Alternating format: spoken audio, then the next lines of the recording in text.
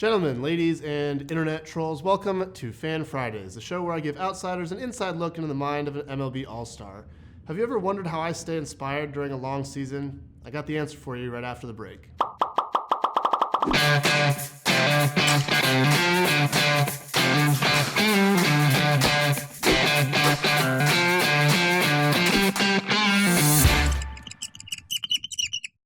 Let's answer some questions from YouTube first. Question number 1. Trev, you're looking stronger. Should we expect some added MPH this season, maybe touching 100? I sure hope so. That's one of my goals. I was on a really good track through the end of December, and then I got sick basically all of January and lost a lot of training time. And yeah, I don't really know where I'm at right now. Getting a lot of explosive work done in the weight room. I feel good mechanically. I feel good physically. I feel like I'm stronger for sure, but really have no idea where I'm going to be. I won't be worse than last year, that's for sure, but who knows if I'll touch 100 or not. Question number 2, is it bad to throw too many curveballs? I've heard mixed reviews. It depends. That's the answer to that one. Are you young? How old are you? Have you practiced throwing a curveball the correct way? Are you strong enough to handle it? How hard do you throw your fastball? There's a lot of things that go into this. Generally speaking, as a young kid, and by young I mean probably before about the age of 14, probably not a good idea. If you haven't learned how to throw a curveball properly, I have a video on that, so you should go check that out. It's one of my tips with Trev. I think it's episode 2. I'm not sure, but I'll put a link here. Go check that out. But if you haven't been taught how to throw it properly, then yeah, throwing it too much can be really harmful to you. But if you look at the big leagues, generally speaking, the fastball is the most injurious. It has the highest correlation to arm injuries, probably because your arm is moving the fastest of any pitch on a fastball. It's kind of counterintuitive. I know a lot of the thought process out there is that throwing breaking balls is the most injurious, but actually it's fastballs when you look at the data. So it's a really complicated answer. I need more information to kind of dial in on that one. Question number 3, what's your routine in between starts? There's a lot that goes into that. Throwing routine, day after a start, I just throw plyo balls, usually about 160 total throws between reverse throws and forward throws and pivot picks and all that stuff. Day 2, I'm throwing some plyo balls and light long toss, no pull downs, just an extension phase. Day 3, I'm throwing long toss with pull downs with a bullpen. Day 4, I play catch to between 90 and 100 feet, somewhere around there. Really light and kind of spin breaking balls and change-ups and whatnot to get a feel. And then day 5, I pitch. Lifting-wise, I have a full body lift, usually day after my start and on the bullpen day on day 3. Day 3 is usually a little bit lighter, more movement-based. Day 1 is heavy. And then there's recovery that goes into it and all sorts of other stuff. And now for some questions from my fans over at trevorbauer.com. Luke Cantura asks, where are the top 5 spots that you love to fly your drones? I don't have 5 top spots. I really loved flying in Iceland. That was awesome. I like flying in Puerto Rico. Basically anywhere that has something unique about the landscape, maybe an old building, graffiti, something like that in the urban areas, vast landscapes. I like flying at the ocean and kind of capturing action, so maybe a surfer or a boogie boarder or just kind of riding down the waves. Chasing birds is kind of fun, just kind of giving you the feeling of being up in the air and flying around. So it's not really a location-based thing. It's mostly what is there? What obstacles are there to interact with? All right, Robert Velasquez, apologies if I'm missaying your name, but Robert Velasquez asks, how impactful was Ron Wolforth's Texas Baseball Ranch to your development as a player and as a person?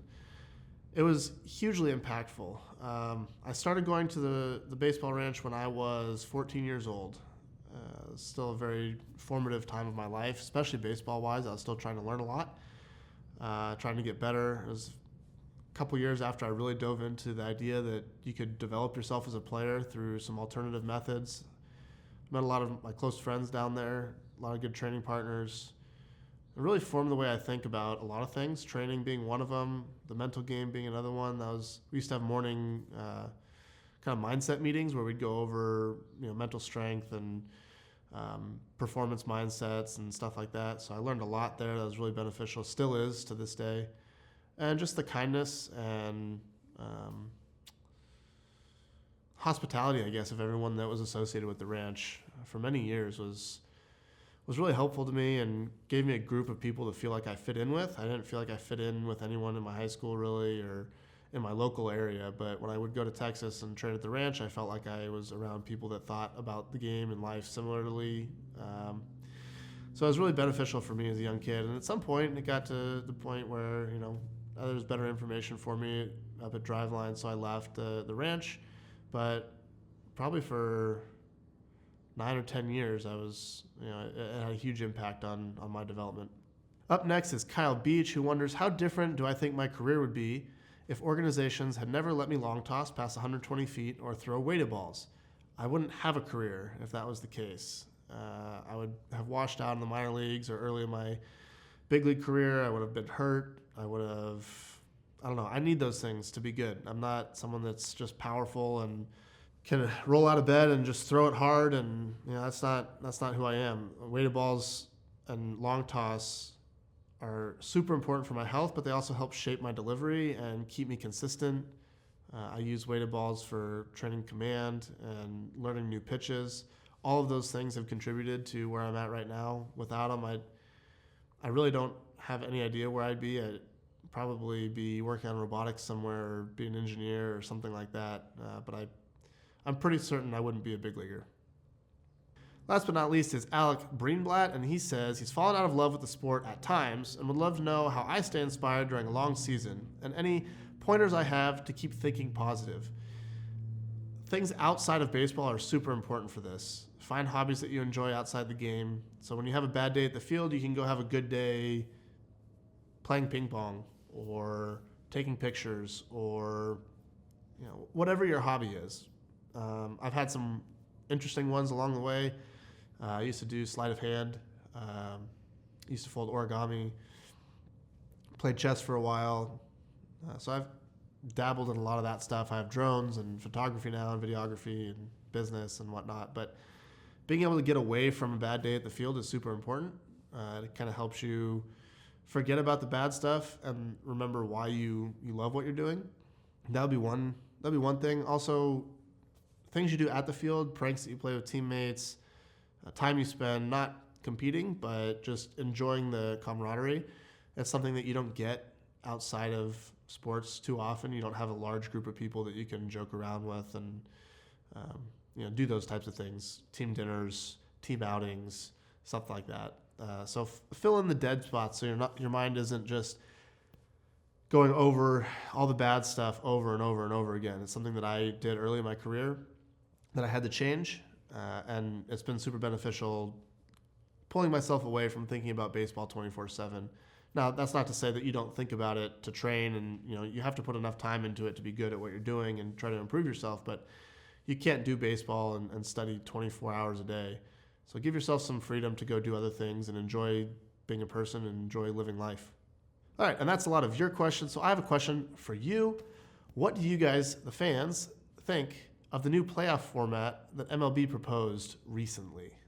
Let me know in the comments below. All right, and that's all for today's episode. If you have a question or comment or statement or anything like that, drop it in the comments below. If you'd like a chance to be shouted out in a future video, head on over to trevorbauer.com, sign up for my email list, and submit your questions on the homepage. If you haven't already, hit that subscribe button right there, share it with your friends, and help me get to my goal of 100K subscribers by the end of 2020. And as always, thanks for watching. I'll see you on Tuesday.